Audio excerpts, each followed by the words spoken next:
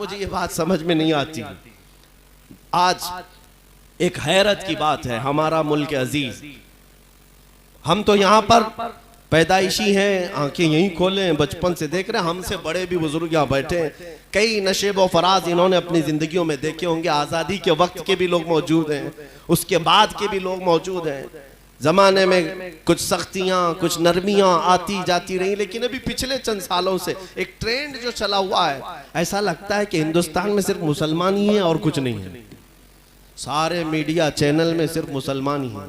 कभी कभार ये सुनकर फख्र भी होता है कि अल्हम्दुलिल्लाह हमारा ही हमारा है, जिक्र जहां देखो हमारा ही हमारा है। 24 घंटे उनके पास टॉपिक कुछ नहीं, अजान ही अजान है, बुरका ही बुरका है, हलाल गोश्त है। पता नहीं इन तमाम डिबेट्स और टॉपिक्स पे कितने ऐसे लोग जो कभी करीब से सुने नहीं थे, वो भी सुन करके इंशाअल्लाह अजीज इस्लाम के करीब आएंगे। इसीलिए मैं कहता हूँ, अभी हमारी मुंबई की सरजमीन से एक कागजी शेर, कागज के शेर बहुत सारे होते, मौसम में उतरते और चैलेंज करने लगे कि हम अजानों को अगर इसी तरह से होती रही तो मस्जिदों के बाहर आएंगे और हमारे पाठ पढ़ेंगे और हनुमान चालीसा करेंगे। ये सिर्फ और सिर्फ भड़काने के लिए, चंद लोगों को वरगलाने के लिए। इन कागजी शेरों से मैंने कहा, मुसलमानों डरने की जरूरत नहीं। मैंने जवाब में सिर्फ इतना ही कहा, आपको पढ़ना है शौक से आओ, 5 मरतबा आओ हमारी मस्जिद के पास, हम अजान देंगे, तुमको पढ़ना है, अपना पाठ पढ़ना, अपना संगीत, अपना गीत गाना है, मस्जिद के बाहर आओ। देखते हैं पाबंदी कौन करता है। मियाँ नमाज पढ़ना ये सबके बस की बात नहीं, इन औकात की पाबंदी करना ये सबके बस की बात नहीं। बहरहाल आ तो जाओ, आ जाओ, पाठ पढ़ोगे, संगीत पढ़ोगे, जो कुछ करना है करो। मेरा ये विजदान कहता है चंद दिन तुम अजान सुनोगे, फिर तुम्हारी भी जुबान से अल्लाहू अकबर निकलने लगेगा। अजान का असर ये है। अरे मियाँ, ये जबरदस्ती कागजी शेरों ने डरा रखा है, वरना आम हिंदू दुश्मन नहीं है अजान के, आम हिंदू दुश्मन नहीं। आज भी हमारी मस्जिदों के बाहर अपने बीमार बच्चों को लेकर आते हैं, उनके ये एहसासात हैं, उनके ये जज्बात हैं कि अल्लाह के नाम पढ़ करके ये नमाजी निकलते हैं, दम करेंगे, शिफा हो जाएगी। और मैं कहता हूं अल्हम्दुलिल्लाह, तुम आओगे, पाठ पढ़ोगे, दुश्मनी लगाने की बात करते हो। चंद दिन अनजान लोगों को भेजो और करने दो, 40 दिन गुजरने दो, फिर देखो। हम तो अकीदा ये रखते हैं, अजान पढ़ने से पागल अच्छे हो जाते हैं। हाँ, जिन्नात भाग जाते हैं, शैतान भाग जाते हैं। हमारा मुअज्जिन पुकारता रहेगा, एक दिन तुम्हारा भी शैतान भागेगा। खौफ, इसलिए मेरे अजीजों, आला हजरत का वो शेर हमारे हौसले बुलंद करता है। आपने फरमाया था, खौफ ना रख रजा जरा, तू तो है अब्दे मुस्तफा। खौफ ना रख रजा जरा, तू तो है अब्दे मुस्तफा, तेरे लिए अमान है, तेरे लिए अमान है। हमारे लिए अल्लाह के हबीब सल्लल्लाहु अलैहि वसल्लम की मोहब्बत काफी है। अजीजान गिरामी, मैं जो बात अर्ज कर रहा था मुख्तसरन अंदाज में सुनो। हुजूर पाक सल्लल्लाहु अलैहि वसल्लम की मजलिस से हज़रत उमर फारूक भी उसमें बैठे। मेरे आका सल्लल्लाहु अलैहि वसल्लम ने ये जिक्र किया, कब्र के हालात बताए, कब्र के मुतालिक फरमाया कि तुम्हें पता है, जैसे ही मैयत को दफन करके लोग चले जाते हैं, 2 फरिश्ते आते हैं, नीली आंखों वाले, काले चेहरे वाले, दांतों से जमीन को चीरते हुए आएंगे, सख्तियों के साथ सवाल करेंगे मुनकर नकीर के मुतालिक। हुजूर पाक सल्लल्लाहु अलैहि वसल्लम इरशाद फरमा रहे थे, सहाबा की महफिल है और वो सवालात क्या करेंगे, तुम्हारा रब कौन है, तुम्हारा दीन क्या है, और तुम मोहम्मद सल्लल्लाहु अलैहि वसल्लम के बारे में, हुजूर पाक सल्लल्लाहु अलैहि वसल्लम के बारे में क्या कहते थे। ये तकरीबन सारे मुसलमानों को मालूम है, कब्र में सवालात होंगे, पता है ना। हुजूर पाक सल्लल्लाहु अलैहि वसल्लम जब ये बयान कर रहे थे, वो फरिश्ते जो होंगे बड़े सख्त किस्म के होंगे, उनकी जो शक्ल है वो बड़ी हैबतनाक, निहायत काला चेहरा, नीली आंखें, लंबे दांत, ये उनकी जो शक्ल बताई गई हदीसों में। कहा कि वो डरावनी शक्ल होगी, उन्हें देखना भी एक बहुत बड़ी सब्र आजमा लम्हा होगा। हुजूर पाक सल्लल्लाहु अलैहि वसल्लम ने हजरत उमर से पूछा, उमर जब तुम कब्र में जाओगे और वो फरिश्ते आएंगे तो क्या जवाब दोगे, जवाब क्या दोगे। हजरत उमर फारूक रज़ियल्लाहु ताला अन्हु ने जवाब देने की बजाय यूं अर्ज किया, मेरे आका आपकी बारगाह में एक अरीजा है, आप मुझे ये बता दें, आज जो मैं आपसे मोहब्बत करता हूं, आज जिस तरह मैं आपसे मोहब्बत करता हूं, क्या ये मोहब्बत मरने के बाद कब्र में भी बाकी रहेगी? क्या ये मोहब्बत कब्र में भी बाकी रहेगी? मेरे आका सल्लल्लाहु अलैहि वसल्लम ने फरमाया, उमर, दुनिया की मोहब्बतें सांस के खत्म होते ही खत्म हो जाएंगी, मेरी मोहब्बत कब्र में भी और हशर में भी कायम रहने वाली। तब हजरत उमर फारूक ने खड़े होकर के अर्ज किया, या रसूल अल्लाह, मरने के बाद अगर आपकी मोहब्बत बाकी रहने वाली है तो ये फरिश्तों का मामला मेरे ऊपर छोड़ दे, मैं खुद निपट लूंगा। ये फख्र किस बात पर था सैयदना उमर इब्न खत्ताब को? सिर्फ और सिर्फ अपनी मोहब्बत मुस्तफा पर।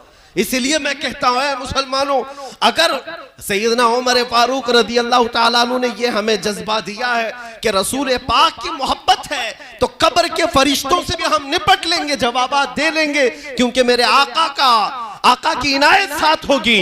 तो फिर अगर दुनिया में तुम्हारे अगर ये इतना यकीन हो जाए कि मेरा दिल सिर्फ और सिर्फ धड़कता है मेरे मुस्तफा के लिए, तो कब्र में फरिश्तों को जवाब देने की जब हिम्मत है, तो यहाँ के वक्त के तागूती ताकतों को मुकाबला करने की हिम्मत क्यों नहीं आ सकती?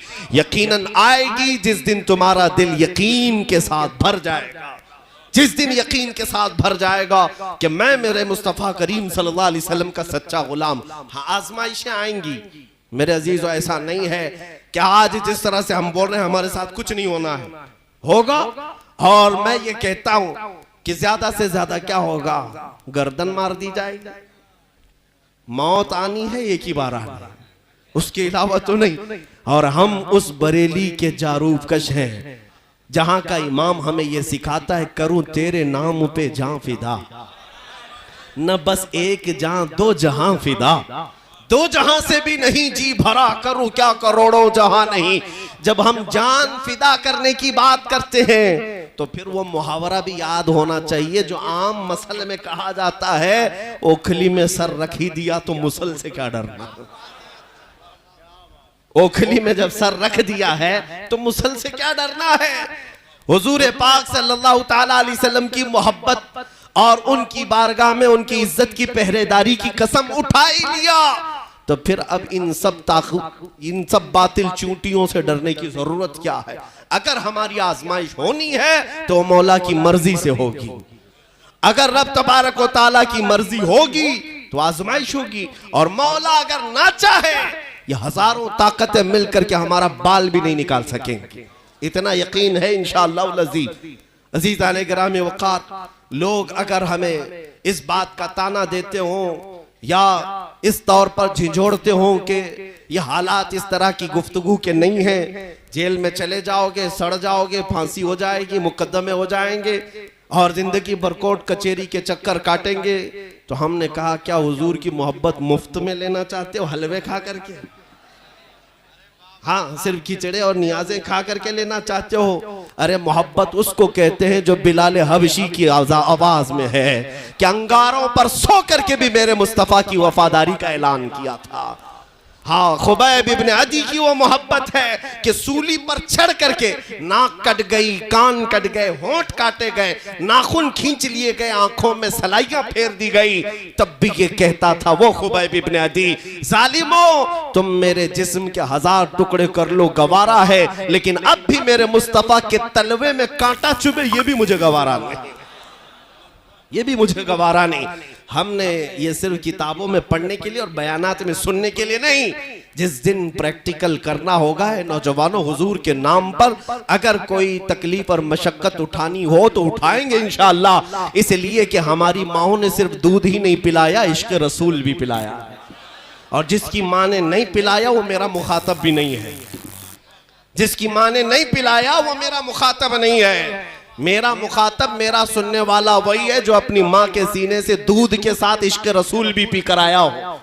अगर ये साथ में है तो डर और खौफ अपने सीने से निकालो। हालात जैसे भी होंगे, हर जमाने में इस्लाम का ये पौधा लहलहाता रहा है और लहलहाता रहेगा। आज जिस तरह के हालात पेचीदा किए जा रहे हैं, मेरे अजीजों में भड़काने के लिए नहीं कहता हूँ, मैं सिर्फ और सिर्फ हिम्मत दिलाने के लिए कहता हूँ। ये नहीं है कि तुम भड़क जाओ और बाहर निकल करके कत्ल गारत करो, इस्लाम इसकी इजाजत भी नहीं देता। मेरे आका सल्लल्लाहु अलैहि वसल्लम की हदीस भी है, ला ततमन्नौ लिक़ा अदुव्विकुम, तुम अपने दुश्मन से मुठभेड़ की तमन्ना भी मत करना, जंग करने की तमन्ना मत करो। जंगों में सिवाय नुकसान के होता क्या है, सबके घर जलेंगे।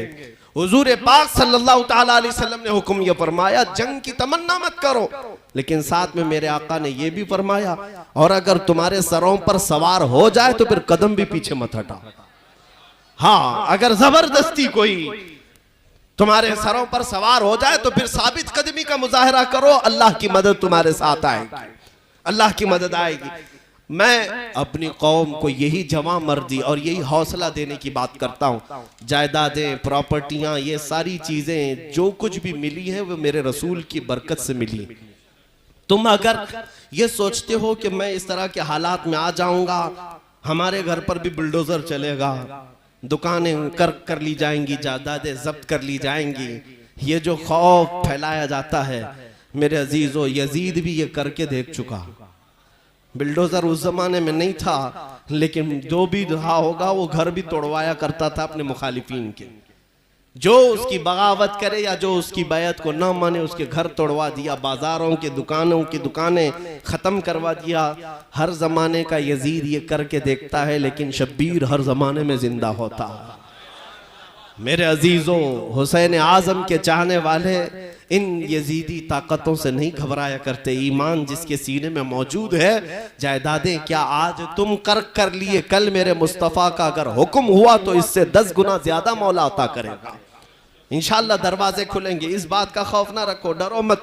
इसीलिए मैं ये भी कहता हूँ, मौलाना साहब ने अभी नकीब इजलास ने जो कहा था उस पर मैंने कहा था कि तलवार उठ जाएगी और समझौता नहीं होगा। मेरे अजीजों, आज हिंदुस्तान के हालात को खराब करने के लिए बाज़ाब्ता कुछ भंग पिला करके, नशा पिला करके जवानों को उतार दिया गया है, और वो ऐसा आतंक फैलाते हैं कि वो होश में नहीं रहते। मस्जिदों के बाहर तमाशा करो, मज़ारात के बाहर तमाशा करो, सिर्फ और सिर्फ खौफ और हिरास का माहौल पैदा करने की ये कोशिश है, बाकी कुछ भी नहीं है।